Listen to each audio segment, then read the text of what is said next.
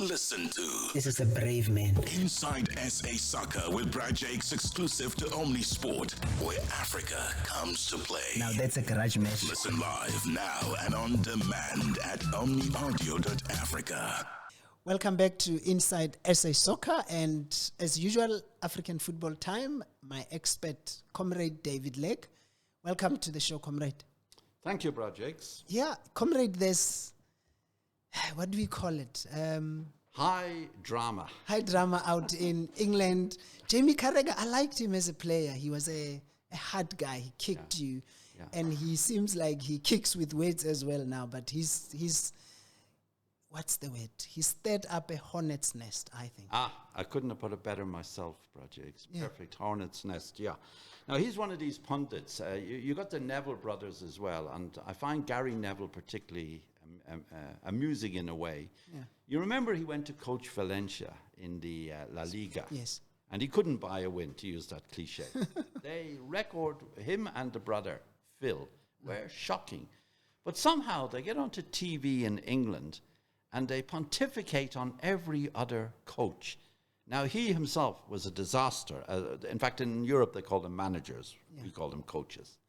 And they go on and on, oh, you must fire this guy, fire that guy. And yet, he was terrible. Yeah. Now, Jamie Carragher is also, they call them pundits. Mm-hmm.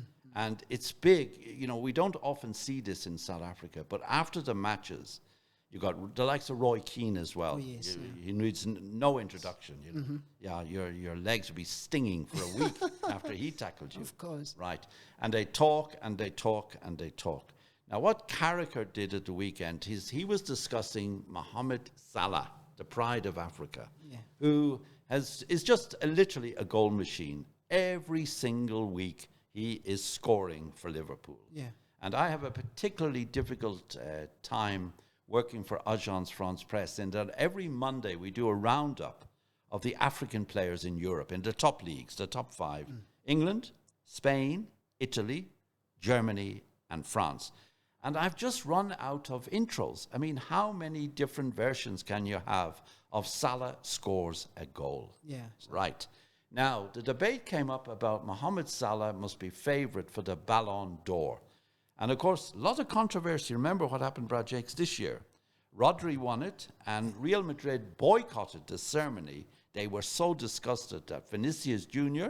did not win it. Yeah, back to our phrase, high drama. Yes. Now, who's better than Salah at the moment? Off the top of my head, I can't Isn't think anybody really? Yeah. But Mr. Carragher, as you said, he got a very big spoon and he stirred the pot. He said, basically, that the AFCON, the Africa Cup of Nations, is a Mickey Mouse tournament. I'm paraphrasing him, right? And because of that, Salah is not going to win the Ballon d'Or. That the Africa Cup of Nations is Mickey Mouse compared to the Euros and also the Copa America, which is the South American version. Right. Oh, boy. Once those words got out, the one thing about England is, you know, it's a football-mad country, and the ears of every African football fan were pricked. Yeah. And they condemned him. Phrases like disgraceful, ignorant. The words I'm thinking of are ignorant, arrogant, and racist. You know, who is he to say this? Yeah. Yeah. His view is that the AFCON just isn't there. It's not a major tournament. That is the word he actually used, in fact. It's not a major tournament. And, of course, those who love African football, yes, the Euro is a lot bigger. We know that in many ways, particularly financial. Yeah. Yeah, there's no comparison.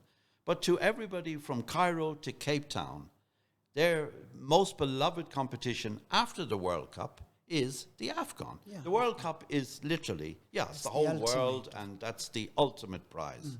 And one day, hopefully in our lifetime, we'll see an African winner. Remember, 2022, Morocco, semi-finals, lost to France. Right. So the comments were just, they're just amazing. But just I mean, we had the Ballon d'Or this year. So he's talking about the next one. He's saying... Yes, he's talking about what we would call, Brad Jakes, the 2024-25 season. In other words, the award will be made towards the end of this year, 2025. Okay, so he's saying... I mean, Mohamed Salah did not really play this year's Nations Cup, so that's for sure. No, and he also brought a lot of controversy. When he was injured in their second match, he decided to go back to Liverpool. Now, a lot of people in Egypt saw that as a slight against the Egyptian medical staff. Of course. They said, oh, so the Egyptian medical staff are not good enough for you. You have to go back in a private jet to Liverpool. Yeah. Well, we don't know we can't think inside the head of Mohamed Salah. Yeah. But I'm sure the top Egyptian medical people are just as good as the top Liverpool. Yeah, I think though when you look at it, the club pays his salary. They are his bread and butter, and they're thinking, let's take care of our own. But let's go back to the Nations Cup, the Ballon d'Or, Jamie Carragher. An African has previously won the Ballon d'Or, George Weah, way back in 1995. We've had some great African football players, your Drogbas, your Samuel Eto'os. Why do you think an African is yet to win this thing since? I think, Brad Jakes, it's partly racism. I think they just don't quite consider the best black footballers to be as good as the best European footballers. And well, look at the Storm this year. I was amazed actually that Real Madrid went to such lengths. I mean, they totally boycotted. Yeah. Their coach Ancelotti didn't go. Vinicius Jr. didn't go. Nobody from Real Madrid went to this ceremony, and it's a big deal, the Ballon d'Or, and it shows you the degree of anger in Real Madrid about this. Yeah, and rightly so, because if you watched football in the past year, Vinicius Jr. was the best player there. I think he was. Rodri did well, of course, but yes. So I think the challenge is there. This whole who votes for these awards? Why do they? Who votes for the Ballon d'Or? Yeah, good point. It's 100 journalists from around the world, but you can guess where very few of them come from. Of course, they wouldn't be from Africa. the continent. Yeah. Yes. So there is that immediate bias, and also, Rodri and Vinicius Jr. They're very different players. One is a hard man in midfield, in a way destructive, constructive, but also destructive. Vinicius Jr., and I'm sure you enjoy him as much as I do, he's out there on the left wing, he's using his pace, he's either scoring goals or creating them for Mbappe. Yeah. So in a way it's difficult, there's different skills involved in what they're doing. Yeah, Vinicius and Rodri. Rodri doesn't do what Vinicius does, and Vinicius certainly is not battling away in midfield, trying to scrap for the ball. Of course. Yeah. But to me, Salah, I mean, just on what I'm seeing week after week, it's his consistency. Sometimes I must say I find it amusing in South Africa. Let's say in Kota of Orlando Pirates, he scores 2 goals. He's an instant superstar, right? But then he doesn't score for 5 or 6 weeks. Yeah. Salah, week after week after week, month after month, his consistency is amazing. And the interesting thing, of course, Brad Jakes, with Salah, is right now his future is in doubt. He has not signed a new contract. I think he's playing a bit of a game with Liverpool. I think he wants to stay with them. Do you really want to play in Saudi Arabia? Because what I've noticed is so many African stars have gone to Saudi Arabia, but they're not getting the media publicity. Yeah. And Salah, in a way, he's 32 now. And, he's obviously looking at the Salah bank account, which is, slightly bigger than yours, Brad Jakes. Just a little bit. Just a little bit. Not that much bigger. Couple of rands. Now, I mean, I think there was a year when Liverpool won the European Champions League. He was a superstar. He won everything in England. And I don't think we had the European Championship and we didn't have maybe the African Cup of Nations. And he didn't win that award. Yeah. What is it going to take for an African player to...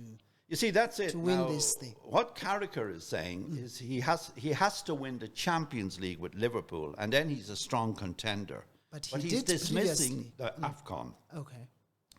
Now, excuse me. Of course, the Champions League final will come in mid-year, long before the AFCON. In fact, the AFCON's a funny one. For the first time ever, it's over 2 years.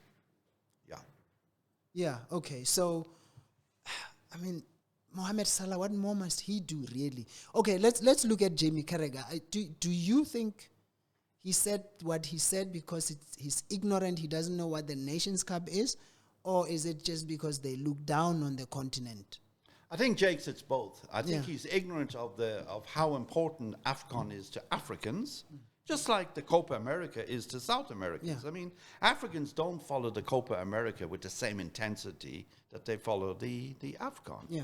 You know? I mean, I think Argentina won the last edition, but I can't be certain. Who did? But if you ask me who won the 1957 AFCON, I'll tell you straight away it was Egypt. Yeah.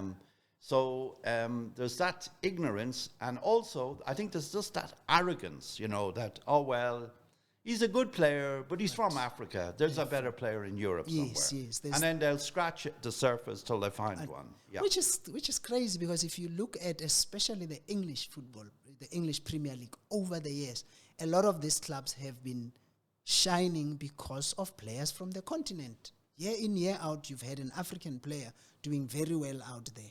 Yeah. Why is it that Jamie Carragher doesn't seem to take that into cognizance? It's amazing, isn't it? Yeah. And I mean, if you go back, Brad Jakes, 10, 15, I mean, England were slow to embrace the African stars compared to Europe. I mean, France has been a natural home for African stars for decades, you know, from West Africa, of course. They then started going into Germany. We saw them in Spain. We saw them in Italy. But now in England, I mean, I think, Brad Jakes, of the 20 Premier League clubs, I think only 4, I know Newcastle are one, don't have African stars. I mean, every week, a couple of weeks ago, I think I had 19 African scorers in the main leagues in Europe. Yeah. So that talks to that. Now, let's I mean, you know, we're talking about these European people who are making these racist remarks. The great Jose Mourinho was at it as well. He's coaching out in Turkey, and he referred to the opposition jumping up and down like monkeys. What happened there? Yeah, well, you know, Brad Jakes, Jose Mourinho is what I would call an attention holic, as opposed to other types of holics. Yeah. I think he can't survive without attention. Now, he, of course, has always been England, Spain, and Italy, right in the media limelight. Yeah. Now, Turkey is not, it's a step down in the sense that it's not one of the big 5 in Europe. Yes. But trust me, he's getting extremely well paid. And Fenerbahce and Galatasaray is the Turkish equivalent of Chiefs and Pirates. They detest each other. In fact, I say Chiefs and Pirates multiplied by 10. Yeah, sure. Right. They met the other day, 0-0 draw, top of the table clash. And Mourinho said that, those were his exact words. He said that the Galatasaray bench, meaning the substitutes, the coaches, the officials, were jumping like monkeys. Oh, Galatasaray jumped on it, literally, no pun intended. Yeah. And they're now saying that they're accusing him of racial discrimination. Now, on behalf of your show, Brad Jakes, I went and checked the African sort of involvement in this derby in Istanbul. You had Osimhen, the great Victor Osimhen of Nigeria, playing for Galatasaray. And you also had Lemina. Now, Lemina is the Gabon midfielder, Mario Lemina, who for a long time was at Wolves in England, and he's recently moved to Galatasaray. Then you had Nesri. He's the Moroccan striker. He was playing for Fenerbahce. Fenerbahce also brought on 2 substitutes who are African. Amrabat, formerly of Man United, and also Diku from Ghana. So there was an African involvement. What's not 100% clear is when he talked about jumping like monkeys, who exactly was he referring? Was he referring to the bench generally, or was he picking out particular individuals? But boy, is there a storm in... So we got a storm with Carragher, and we got a storm with Mourinho, and we'll obviously keep an eye on this one too. Yeah, no, I mean, it's people need to be careful what they say, you know, too often. I mean, you've had instances, especially in Europe, where players have been treated badly, people having bananas thrown at them and all that. So they have to be called to order, no matter what. He's going to have an excuse and say, oh, I meant this, but come on, you don't do that. One to watch, Brad Jakes, is Ademola Lookman. He is... You know, we mentioned him on your show about this penalty issue. That is the worst penalty taker, according to Atalanta coach Gasparini. Apparently, Lookman is furious. And come the end of the season in mid-year, he wants out. Yeah. Yeah, With because a capital O-U-T. Yeah, no, we'll check that out. It has to. We live in times where this race thing has to end, and if coaches and people in power like them are going to be saying the things they are saying, Jamie Carragher needs to know. We actually need to invite him to the Nations Cup so he can see just how big a tournament is, because he needs to get his act together. You can't be saying that about our pride, African Cup of Nations. Yeah. Okay. Comrade, thank you so much for your time. Thank we you. really appreciate your insights here on Inside SA Soccer. Listen to This is a brave man. Inside SA Soccer with Brad Jakes, exclusive to Omnisport, where Africa comes to play. Now that's a garage match. Listen live now and on demand at omniaudio.africa.